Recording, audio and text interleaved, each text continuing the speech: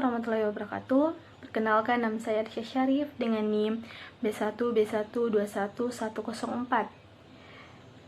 Adapun tujuan dari pembuatan video ini untuk memenuhi tugas mata kuliah pelatihan dan pengembangan sumber daya manusia dosen pengampu Prof. Dr. Nurwati SE MSI, yang dimana materi yang akan saya bawakan atau yang saya akan paparkan yaitu mengenai kompetensi sumber daya manusia khususnya untuk individu. Langsung saja, yang dimana kompetensi sumber daya manusia khususnya individu di sini ada 15 komponen atau ada 15 hal penting yang harus diperhatikan. Yang pertama itu mengenai integritas dan kejujuran.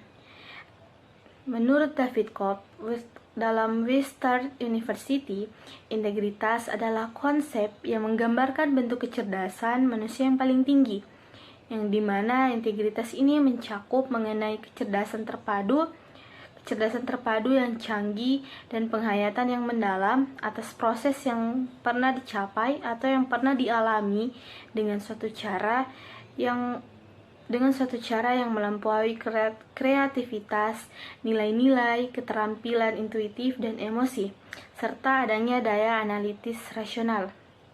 Sedangkan kejujuran menurut Stephen R.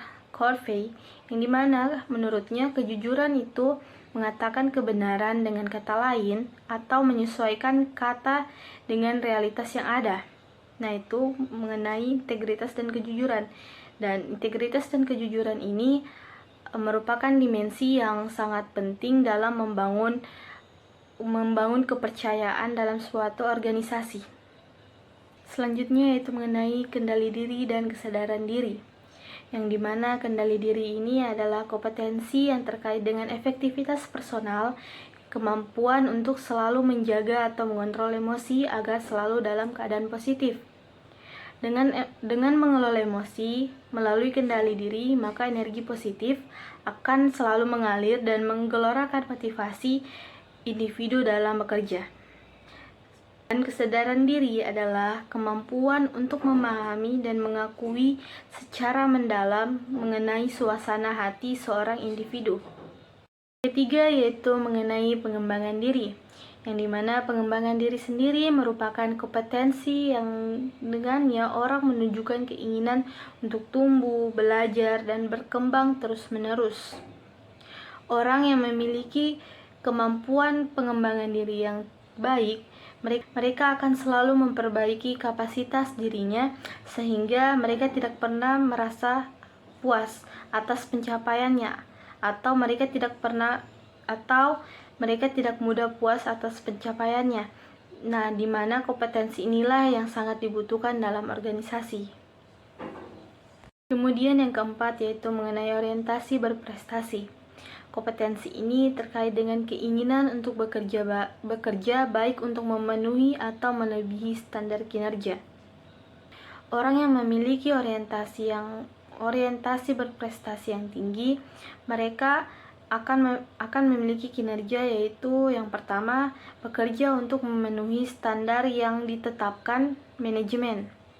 Dan yang kedua yaitu menetapkan tujuan menantang bagi diri sendiri dan orang lain serta bertindak untuk mencapainya. Dan yang ketiga yaitu melakukan analisis biaya dan manfaat. Kemudian yaitu yang terakhir mengambil risiko kewirausahaan yang diperhitungkan. Selanjutnya yaitu yang kelima mengenai keyakinan diri. Orang yang memiliki keyakinan diri atau kepercayaan diri yang tinggi, mereka akan memiliki karakteristik atau memiliki sikap yang pertama, bertindak atas dasar keputusan sendiri. Mereka tidak peduli apakah orang lain setuju atau tidak. Kemudian yang kedua itu menampilkan dirinya dengan cara yang mengesankan dan kuat. Yang ketiga yaitu menyatakan atau menunjukkan kepercayaan dalam penampilannya atau kemampuannya terhadap orang lain. Dan selanjutnya itu menyatakan posisinya secara jelas dan penuh percaya diri dalam konflik dengan atasan. selanjutnya itu mengambil tanggung jawab pribadi terhadap kesalahan atau kegagalan yang diperbuat.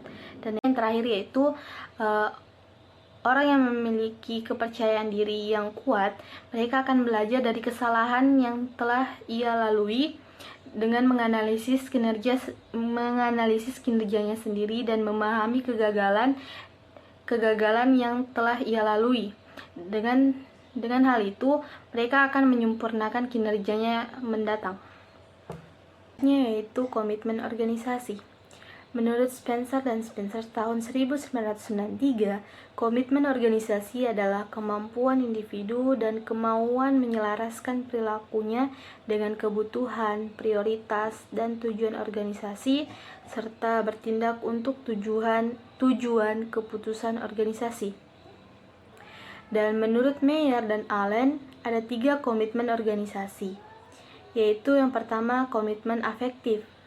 Komitmen ini adalah komitmen yang menimbulkan perasaan memiliki dan terlibat dalam organisasi. Dan yang kedua yaitu mengenai komitmen continuance. Komitmen ini yaitu komitmen atas biaya atau resiko yang harus ditanggung apabila seseorang keluar dari organisasi. Komitmen yang terakhir yaitu mengenai komitmen normatif, yang dimana komitmen yang menimbulkan keinginan atau perasaan pegawai untuk tetap tinggal di sebuah organisasi.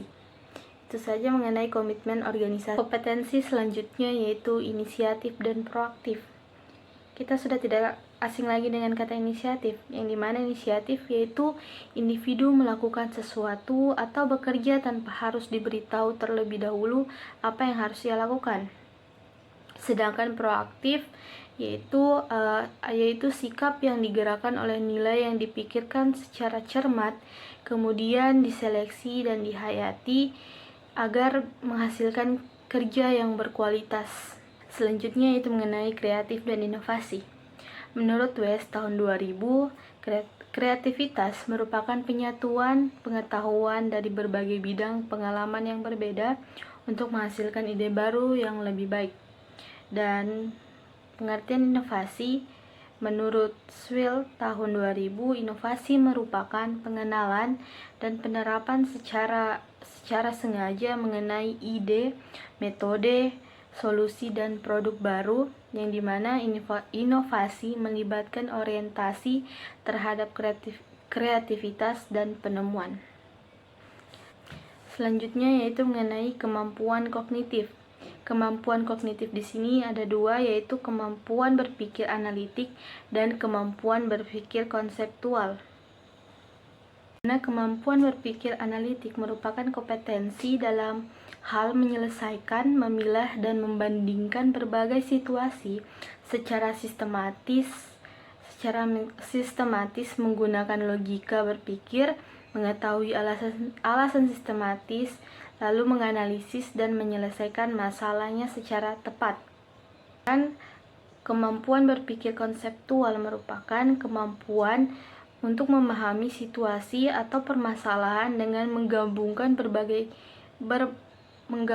bagian secara bersama untuk melihat gambaran garis besarnya tentang permasalahan yang terjadi, kemudian mengidentifikasi pola atau hubungan antara situasi yang tidak jelas yang saling berhubungan ini dan mengidentifikasi isu kunci dalam situasi kompleks, yang dimana kemampuan ini bertujuan untuk menyelesaikan permasalahan secara rinci. Selanjutnya yaitu kemampuan mengelola perubahan. Kemampuan mengelola perubahan terkait dengan kemampuan adaptasi dan fleksibilitas. Kemampuan adaptasi dan fleksibilitas terkait dengan kompetensi sumber daya manusia yang memiliki kemampuan bekerja efektif dalam menyesuaikan situasi.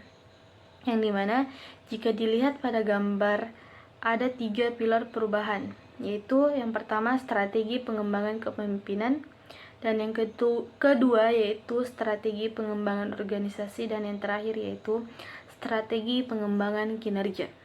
Selanjutnya yaitu mengenai orientasi pelayanan, yang dimana kompetensi ini mencakup tentang kemampuan individu untuk membantu dan melayani kebutuhan pelanggan, kemampuannya untuk memahami keinginan pelanggan, lalu kemampuannya dalam berempati dan kemampuannya dalam mencari informasi secara proaktif dan membangun kepuasan pelanggan.